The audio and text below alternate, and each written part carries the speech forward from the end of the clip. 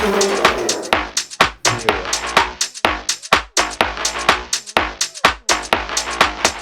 we're going to talk about this video right here that I shot on the Sony FX30 with a simple green screen that I got from Amazon, some store-bought ingredients and a Ziploc bag.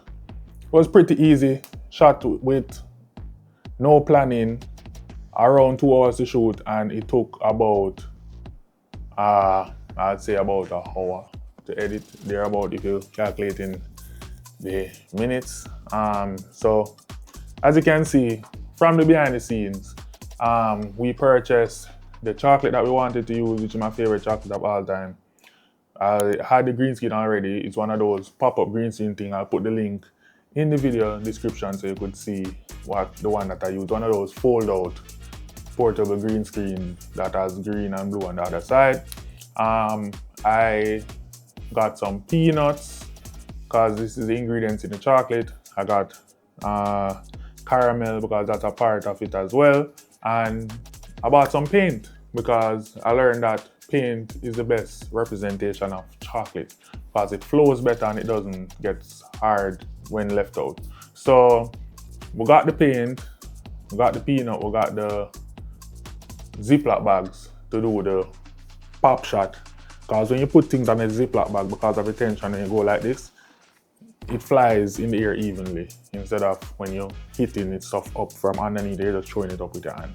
So with the Ziploc bag, you put the stuff on and then the stuff just flies. So for the spinning shot, we put the chocolate on a drill bit. Like we put a, what to call it, this thing right here. Oops. This little stick right here, right? I autofocus, man. But anyways, this little kebab stick thingy right here, we put this inside of the drill and then put the chocolate on top of it, and then we rotated it pretty slowly, shot it in 4K 60, so we could slow down in post if you wanted to. Then we did it out of the packaging, and then we stick it into a styrofoam thing to keep it steady. Raw chocolate on the stick here, and then we drizzled some caramel over on that shot to get this shot that you're seeing right now on the screen. Then for the peanut shot, I put some peanut on the Ziploc bag, as I said, and then I just launched it into the air. After a couple of tries, I got the shot that I wanted. So you put the peanut on the bag and then you go like, poof, you know. So if you do it too hard, then it will fly too fast, because it's not a super slow-mo camera, and I shot that in 4K 120 with the FX30, so I could get it to slow down in post. I wish I had more frames to work with, like maybe a 240 would be great, but the 420 worked, the 120 worked out, and all in all was good.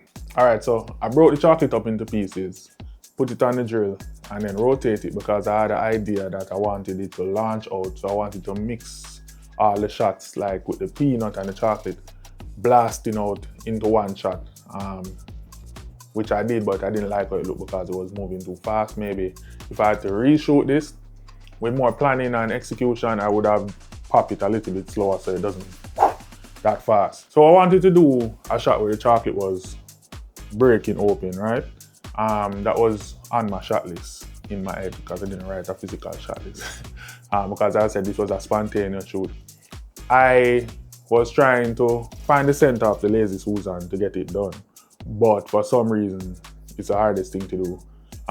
So if you know a way how to find the center of that thing, hit me down in the comments and let me know. But so I tried to do it manually by rotating it with my hand.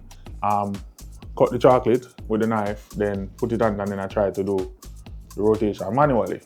While that worked out, I couldn't get it to sync up in post. So what I had to do was use one side and then duplicate it over the other side and then just flip it and reverse. And that's how I got that shot right there. So the only element in this video that is not made by me was the blast of chocolate that you see pop up from behind the raw chocolate bar. That was the only thing that I didn't make. That was internet footage, right? But everything else in this video was made by me. The text animations, the caramel drizzling down on the chocolate, the whole works. So even the final shot where you see the peanuts revealing the chocolate, that was by accident. I was just shifting around shots on the timeline, and then I was like, whoa, no, that's a nice ending shot. So I decided that, okay, what if the peanuts revealed the X bar, right? So what I did was add a mask to come down with the same speed as the peanuts, and that's how I got the final shot.